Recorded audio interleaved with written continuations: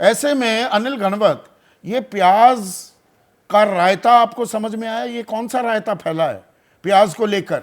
1 रुपए में प्याज सड़क पर फेंकने में मजबूर हो रहा था मंडी में, जब रुपए का दाम या ट्रांसपोर्टेशन कॉस्ट खुद देनी पड़ रही थी। पैसे जेब में लेने के बजाय 800-1000 रुपए देने पड़ रहे थे तब किसान को। तो ना तो एक्सपोर्ट ड्यूटी लगाई गई और फिर उस पर राजनीति होने लगी कि नुकसान हो जाएगा चुनाव में, सस्ते दाम पर रखना पड़ेगा प्याज, तो 2410 रुपए पर खरीदी के लिए सरकार तैयार हो जाती है। ये हो क्या रहा है प्याज को लेकर? ये तो बस अगले चुनाव में जीतने के लिए किए जाने वाले सब तौर तरीके हैं।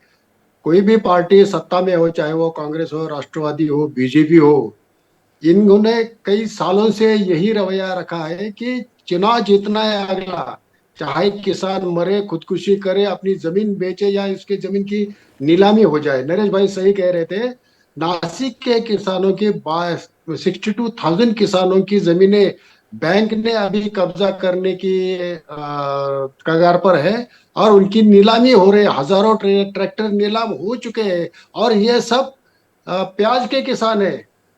आप अगर इनके प्याज को पैसा नहीं मिलने देंगे तो ये कर्जा चुकाएंगे कैसे? यह सवाल है कि प्याज की लागत मूल्य 15 रुपए किलो होता है, कम से कम 15 रुपए किलो लगता है 1 किलो प्याज तैयार करने में।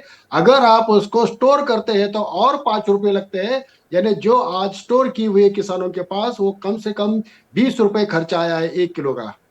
और अभी 20 रुपए के ही रेट्स आए थे, किसान को मिल रहे थे।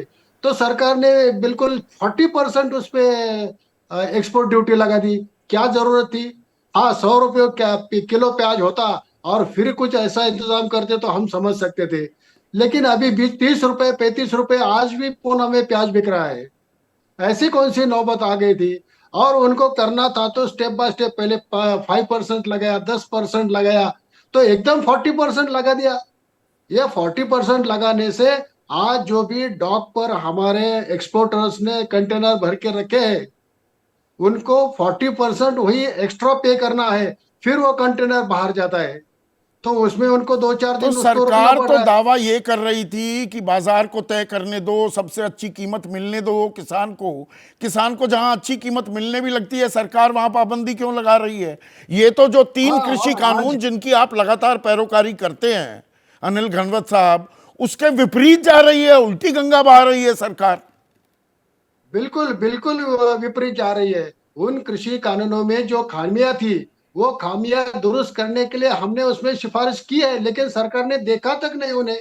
और आज 2,410 रुपए में क्या सरकार प्याज खरीदने निकलनी है? क्या जरूरत है? जो भी मार्केट में मिल रहा है वो हमें मिलने दो ना। और आज अगर सरकार कहां गई थी 3 महीने पहले? कहां गई थी? तब 2410 रुपए में खरीद लेती। किसान एक एक रुपए मैं में प्याज वही बेचने पर मजबूर था। मैं वही कह रहा हूँ कि तब किसानों की मांग थी कि नाफेड द्वारा हमारा प्याज खरीदी करो। हमने कहा था कि कम से कम 15 रुपए से खरीदी करो।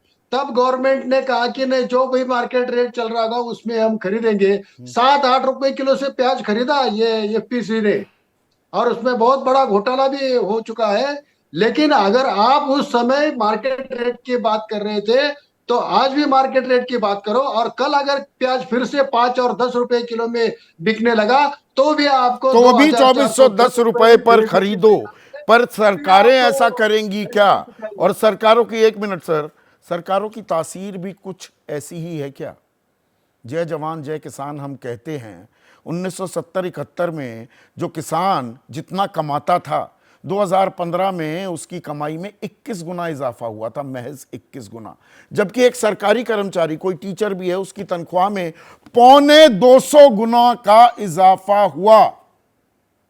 तो बस अन्नदाता कहकर क्या किसान को खुश रखा जाता है और किस बात की सजा दी जा रही है किसान को? यह सवाल अभिमन्यु कोहाड़ के लिए। ब्रेक के बाद आपकी जो राय और सुझाव हैं व्हाट्सएप नंबर पर हमें देते रहिए। जैसे ही घड़ी का काटा दोपहर 2:30 पे आए, बबीता जी का दिल सास बहू साजिश के लिए मचल जाए। और ये है इनकी बहू, पूरे दिन ऑफिस की टेंशन हो जाए गॉन जब ये करें अपना फेवरेट शो फ्री टाइम पे ऑन। इनकी तरह आप भी देखिए अपना फेवरेट शो अपने टाइम पर और डाउनलोड कीजिए एबीपी लाइव ऐप अपने स्मार्ट टीवी पर।